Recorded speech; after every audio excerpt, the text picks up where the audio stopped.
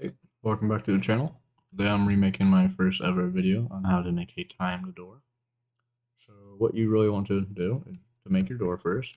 I just threw in a really simple one.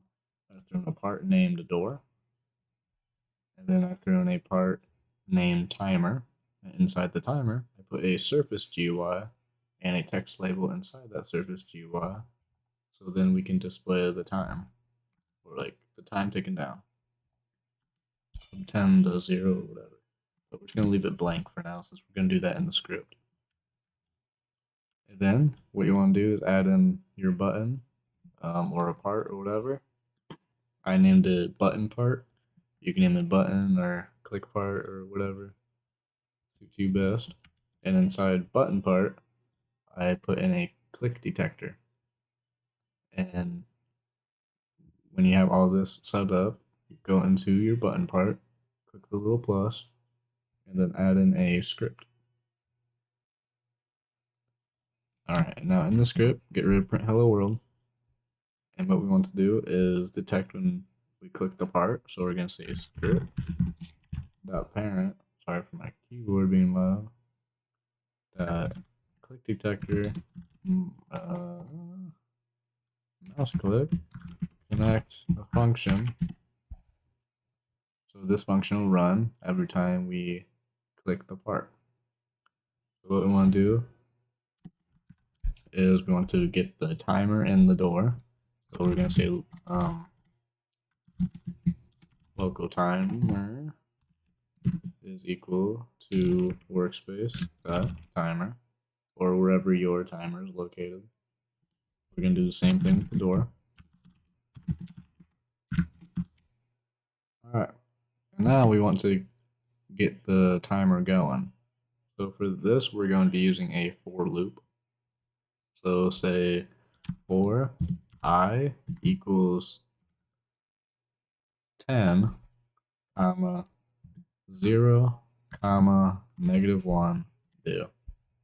So what this means, we're setting a variable called I, and we're going to set that equal to 10. And then this middle number means is what we want our end goal to be. So see 10 as the starting number. We want the middle number here to be the ending number. And this third number is like the number you want to take away or add. So if we wanted to add, then we would just say 1. But we want to take away 10.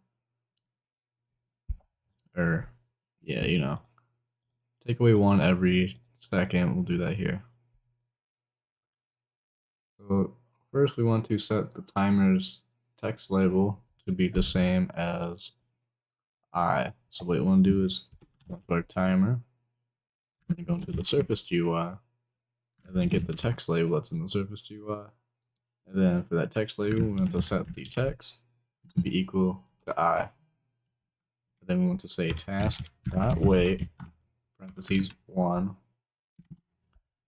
So pretty much all it's going to do, it's going to read this line. It's going to set the text label to I. It's going to wait a second. And then I is now going to be equal to 9, since the loop's starting over again. And it's going to do this again, and this, and that, and that. It's going to keep looping over and over until I is equal to 0. We also want, while the timer is going down, we want to set the timers can collide to false, and the doors can collide to false as well, so you can walk through it while the timer's going down.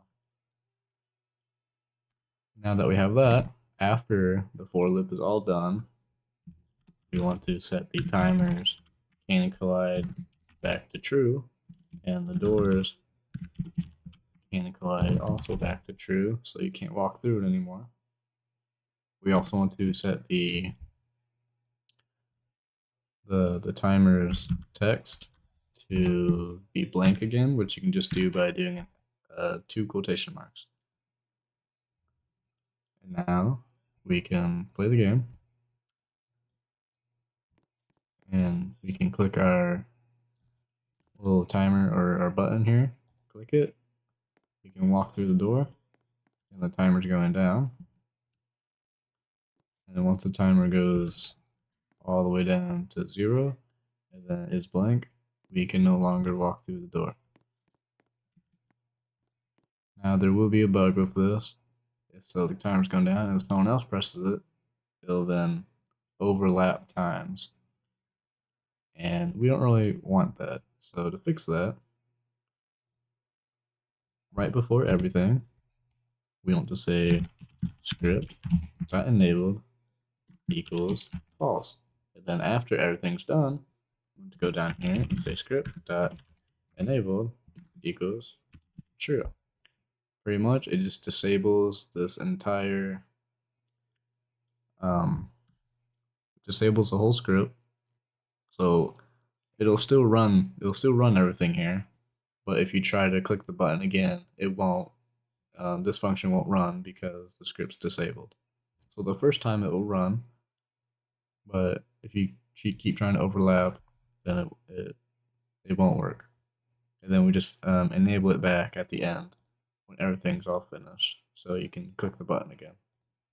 So now that we have that out of the way, we can click our button, and if we click it again, I don't know if you can hear that, but I'm clicking it, but the number's not overlapping like it was. Now we can't go through. Now we can go through, and yeah, that's gonna be it for the time door tutorial. Hope you guys enjoyed, and I'll try to post that devlog soon on the game I'm making. So see you guys next time.